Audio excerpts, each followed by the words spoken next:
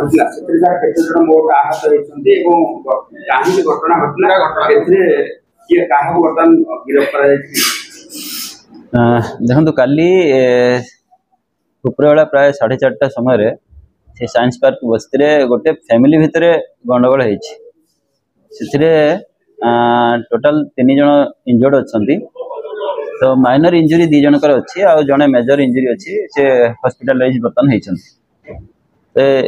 घटना या जे चंदन बोली गोटे पिला तार दादा पुओ से बस्ती बाबुली बोली ता दादा पुओ पाखक जाइतला। बाबुली एक्चुअली टिके मेंटली टिके अबनॉर्मल भली अच्छी। से ताको जाई कहला जे बाबुली तते मु मेडिकल नै जीवी ट्रीटमेंट करबी चाल बोली। से कथा को नहीं कि 2 जन भितर पाटितुंड हला।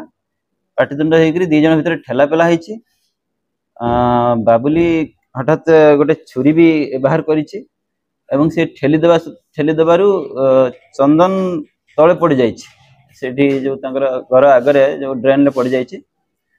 एई पार्टिकुलर सुनिकरी चंदन लो बापा माँ एमन सब दौड़ी के आछंती।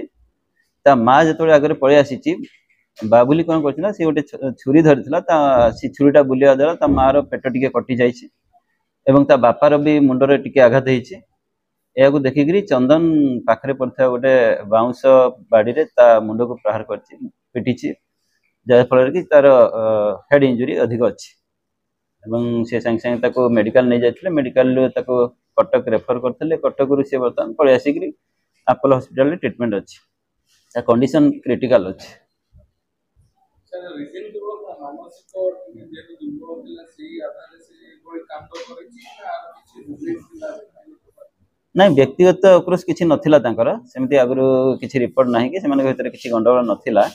तो यही घटना को नहीं जिते ट्रीटमेंट करी बोली ताकू कहिछि ताकू सेटा खराब लागिछि जा फल कि तांग भीतर पार्टी ହେଇछि एवं पार्टी रो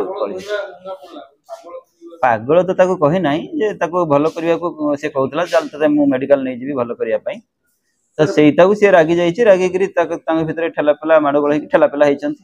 सर बस्ती लोक कहउछथि जे निशा कारबार पई एई भली भाबे तांको पूर्वरु गंडगोल थिला जो गंडगोल टी गतकाली उग्र रूप नेला ना सेमानकर कोनोसी आगुरु गंडगोल आम पाखरे रिपोर्ट नाही किबा आमे पर्यंत गंडगोल आगुरु हेइछन बोली किछि खबर आम पाखरे भी नाही।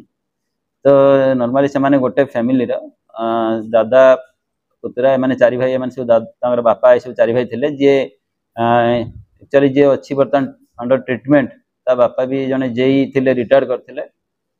तो से माने गोटे फैमिली रो नॉर्मली तांको भीतर सेमति किछि आगुरु गंडगोल झगड़ा किछि नथिला। तो काली हठात एया ହେଇछि एवं जोथि पई कि तांग भीतर बढ़ी जाइछि गंडगोल ता लोक जो अभियोग करछि ता ऊपर मध्ये देखा तदंत निश्चित आमे सब दिगरे तदंत करिवु एवं एथिरे जो माने इन्वॉल्व थिबे सेमानकु भी आमे देखिबु एवं जो निशा कथा कहउचंती ता ऊपर भी आमे तदंत करिवु। सर बस्ती रक्ताक्त संघर्ष गोटे भुवनेश्वर गोटे ट्रेन देखिया मिलुछि देखिए एई सैन्यनगर थाना अंडर गोपी गुणी हत्याकांड हेतला जोटा कि एबोले रक्ताक्त संघर्ष हेतला एई गोटे घटना।